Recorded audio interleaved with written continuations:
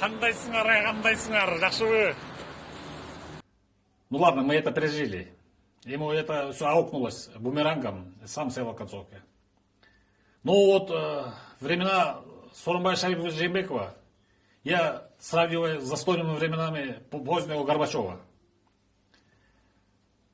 Никакого сдвига в экономике, в политической жизни. Все по-старому. Только он расправлялся со своим оппонентом Атамбаевым и его компанией под видом борьбы с коррупцией. А реальная борьба с коррупцией так и не шла. Как и не поступали в бюджет, не делали поступления. Сейчас вот выясняется 35 миллиардов сомов. Это $500 миллиарда, оказывается, не поступило в бюджет. Сейчас дефицит мы имеем. Он обратился к председателю Китайской Народной Республики Цзи Цзиньпиню, чтобы отсрочить долги 2 с чем-то миллиардов долларов долгов. Это Китай это опасный сосед. Вы знаете, они за такие же долги отобрали землю Горно-Балахшанскую у Таджикистана. Это вы представьте только себе. Это считавшийся маджахедом, всю жизнь воевавший даже с друг другом, воевавший, имеющий боевой контингент диаспору в Афганистане. Вот такой народ таджики испугались. И молча отдали Горно-Балахшанский автономный округ. Вместе с 100 километров дороги. Такая же участь может ждать нас со следующего года. Вот, они же отказали Сооронбаю Жээнбекову в отсрочке. Вот этот представитель Китайской Народной Республики Цзи Цзиньпин. И я желаю новым властям как-то быстро оптимизировать выплаты этим китайцам. Или уже нас со следующего года ждет уже, они наличкой будут требовать, чтобы мы выплачивали с госбюджета или деньги, вот эти свои 2,5 миллиардов. И они, китайцы, не шутят. Могут, сейчас говорят слухи, что могут отобрать какой-то район от нас. Чтобы этого не произошло, надо все выплачивать надо. Ну, после вот этих 3 революций подряд, конечно, Кыргызстан признал уже весь мир. Раньше с Курдистаном путали. Сейчас даже вот казахский блогер в тот раз недавно говорил по видео, что во всем мире сейчас боятся только чеченов, кыргызов и турков. А мы как-то слабый народ, он как-то признался. Вот это не мои слова, это слова казаха-блогера.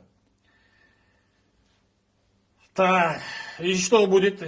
Если, конечно, они нападут, не дай Аллах этого, конечно, мы готовы с оружием в руках оборонить, защищать наше государство и землю, любимый Кыргызстан и народ. Но зачем нам такие эксцессы? Поэтому, чтобы может мы перейдем 70-летней давности, где вот 50-е годы, Южная Корея, каждый человек там собирал долги внешнего долга. Может вот такой на метод перейдем. Ну что-то надо отдать все равно. Сейчас говорят, у нас 3 миллиарда Госмат резерва, или как там, нейтронный НЗ запас, что ли, 3 миллиарда долларов. Из них надо отдать бы. Ну это новые власти, наверное, додумаются, решат. Или уже они обдумали все это. Ну решительность нужна новым властям. Не как вот этот мямлил и тянул бывший президент Сооронбай Жээнбеков.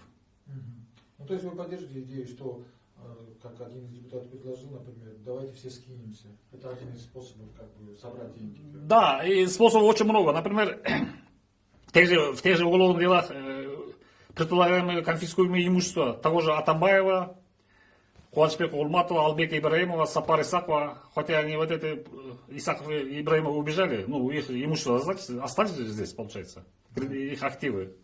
Можно с них взять. Очень много же, это у кого сейчас подозреваемые, которые у них имущество здесь остались. Очень много подозреваемых фигурантов уголовного дела. Можно с них это надо, хотя бы они, надеюсь, закроют хотя бы $500 миллиарда, хотя бы $1 миллиард долларов. Остальные надо собрать всем народом. У нас очень много же. Если они хвалятся там, говорят, ой, чуть ли не Forbes ежегодно или через год в интернете 100 богатых личностей Кыргызстана хвалятся друг друга. Вот такие богатства, столько-то, 200 миллионов, 400 миллионов долларов США имеют. 500 миллионов долларов имеет в активе. Пускай они добровольно выплачивают. Хотя в долг Кыргызстану, кыргызстанцам, не Китаю, а кыргызстанцам. В предыдущем наше поколение возьмут с вас. Вот, хотя бы, долг. Пусть они долг намотают хотя бы, казну. Например, тот же Бабанов. Можно отдать 50 миллионов долларов. Вот, мой любимый Кыргызстан, вот 50 миллионов. Не спеша я возьму от вас. Можно вот это сделать? Не китайцу, которые они зарятся на наши земли. Понимаете? Зарятся на наши земли, на богатство.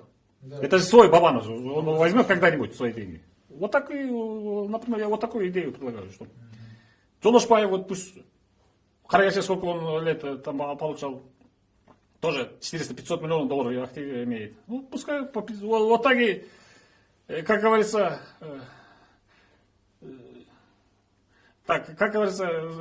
нитку померяй, голову рубашкой, как говорится.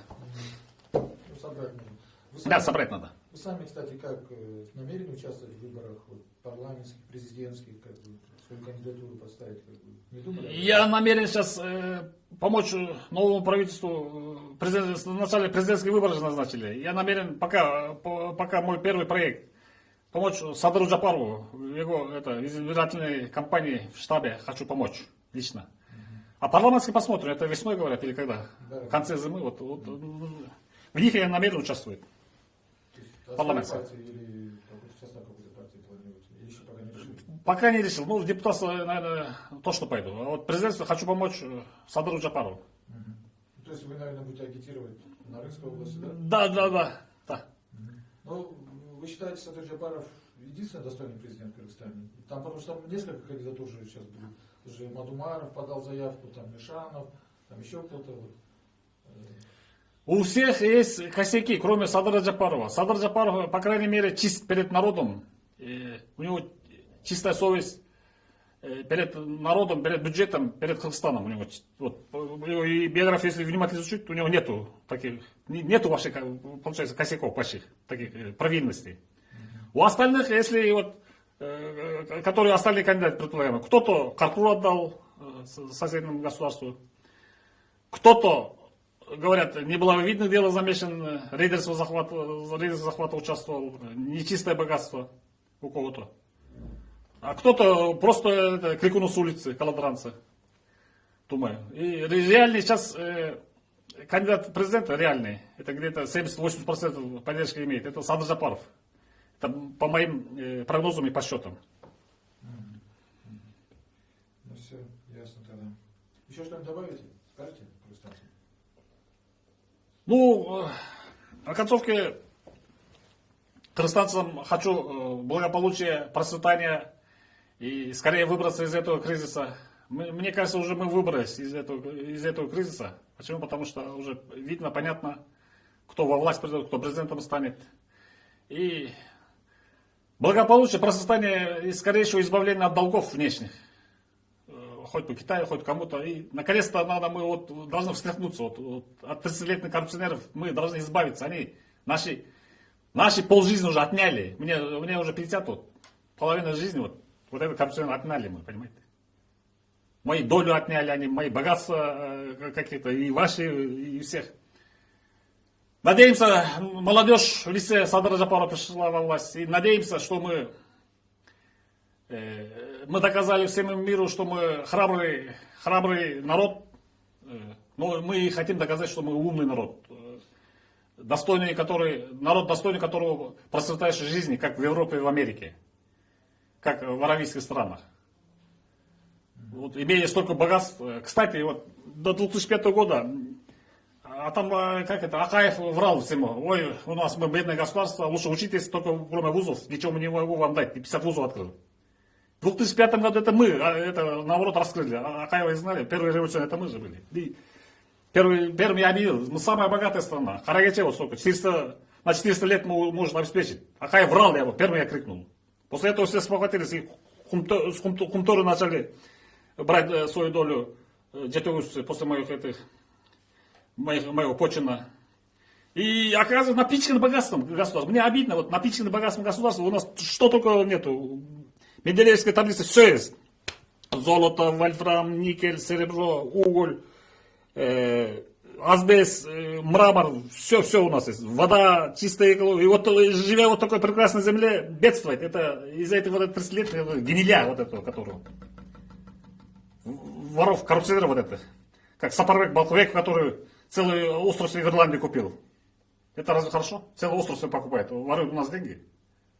Сапарбек Балкыбек, уже забыли, да? Ну да. Забыли уже за 10 лет.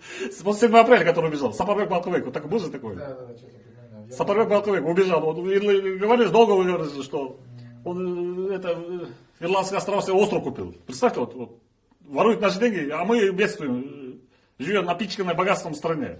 Мне это обидно. Ну, сейчас хочется надеяться, что новые власти все преобразуют, наконец-то будет работать, жить во благо Кыргызстана и действовать. Я, например, с Садыром Джапаровым последние 7-8 лет на всех его митингах участвовал.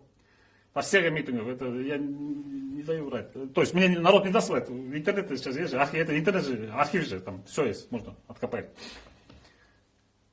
Вот мои пожелания. Наконец-то процветания, благополучия и счастья кыргызскому народу желаю. Уже хватит уже бедствовать, хватит уже чмориться перед богачами, коррупционерами. Гнать их надо в шею. Сейчас народ злой, понимаете. Сейчас, раньше говорили, будем сжигать Белый дом, а сейчас говорят, по адресно пойдем, по домам говорят, пускай сами выплатят, по адресно пойдем. Вот сейчас революционно вот так говорят. Это не мои слова, интернет через каждое видео, через видео.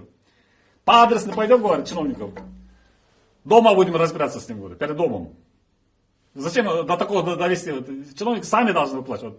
Объявлена же экономическая амнистия. 15 дней, кажется, осталось. Да, все правильно. Пускай лучше, пускай вот открыто скажет, вот мы, вот, и вот китайский долг хотя бы закроют.